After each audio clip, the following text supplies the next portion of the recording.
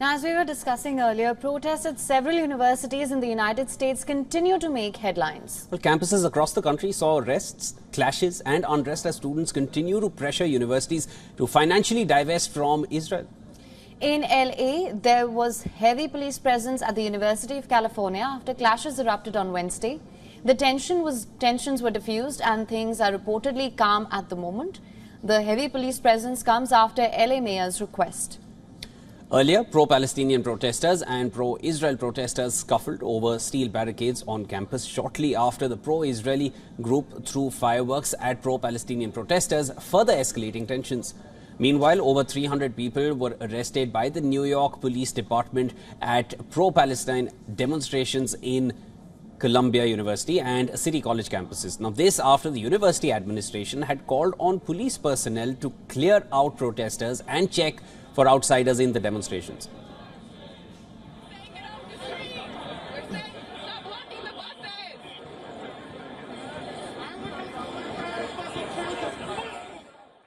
Approximately 300 people were arrested at Columbia and City College.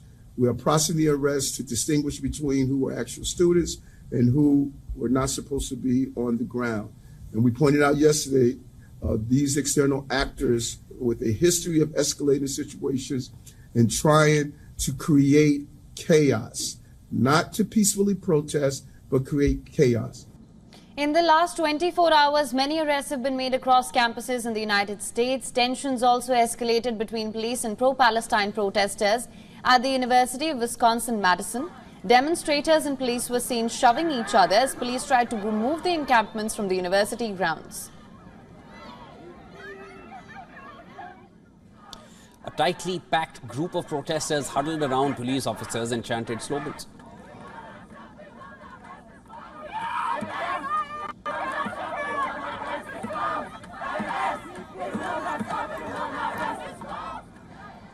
As student rallies have spread to dozens of schools across the United States, pro-Palestine supporters chanted slogans, waved flags at New York's Fordham University under heavy security.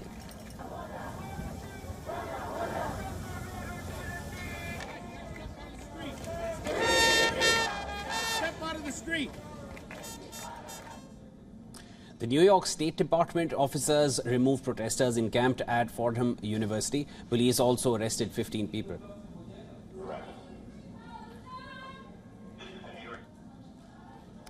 At the University of Texas in Dallas, police arrested at least 17 people. The law enforcement removed the encampment and arrested people on charges of trespassing.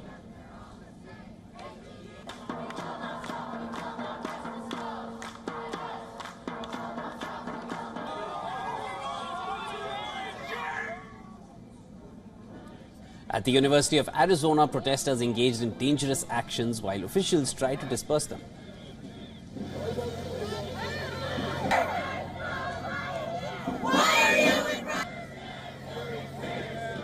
About 20 arrests were made here as well. The support for Palestinians is not only restricted to the United States campuses, but now students at UK campuses have also started to voice their support. On Wednesday, pro-Palestinian protests and encampments were established at the Newcastle University. Students set up tents outside campus buildings and waved Palestinian flags here.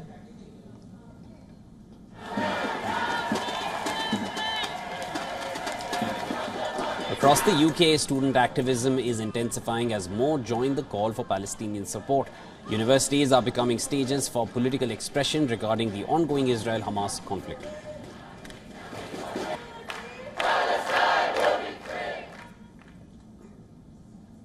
Now, correspondent Susan Tehrani has sent us this report from New York. Listen to this.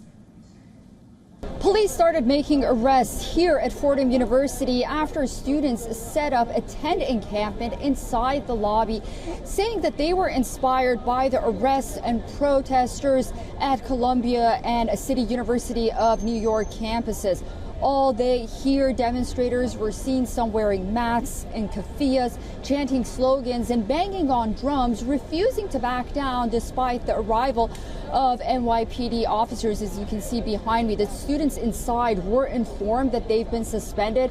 The protesters are demanding that Fordham University divest from companies profiting from the Israeli-Palestinian conflict. Now, both Fordham and Columbia universities are closed.